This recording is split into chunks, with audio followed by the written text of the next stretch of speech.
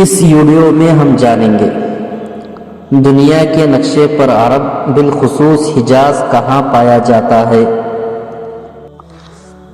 عرب کا ملک ہمارے ملک کے پچھم کی طرف سمندر بہتا ہے۔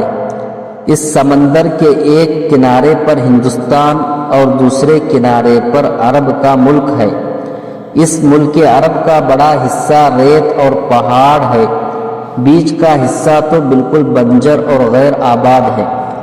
صرف اس کے کناروں پر کچھ سرسبزی اور شادابی ہے اور انہی میں اس ملک کے بسنے والے رہتے ہیں۔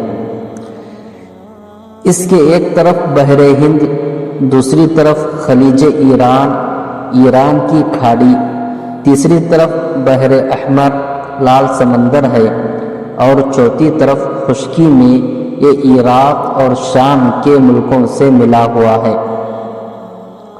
اسی لیے عرب کے ملک کو جزیرہ نما اور جزیرہ ٹاپو بھی کہتے ہیں۔ جو حصہ بحر احمر کے کنارے لمبائی میں شام کی سرحد سے شروع ہو کر یمن کے صوبے پر ختم ہوتا ہے، حجاز کہلاتا ہے۔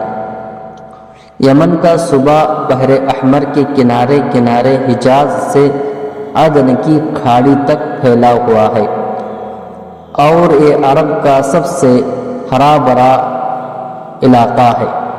اسی کے قریب عدن کی کھاڑی کے کنارے پر حضر موت ہے اور عمان کے دریا کے کنارے پر عمان اور ایران کی کھاڑی کے کنارے پر بحرین اور اس سے ملا ہوا یمامہ ہے۔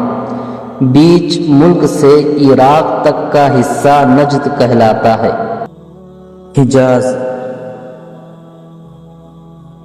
آپ اوپر جان چکے ہیں کہ بحر احمر کے کنارے شام کی سرحد سے یمن تک کا جو حصہ ہے اس کو حجاز کہتے ہیں۔ حجاز میں 3 شہر تھے اور اب بھی ہیں، ایک مکہ، دوسرا طائف اور تیسرا یثرب مدینہ۔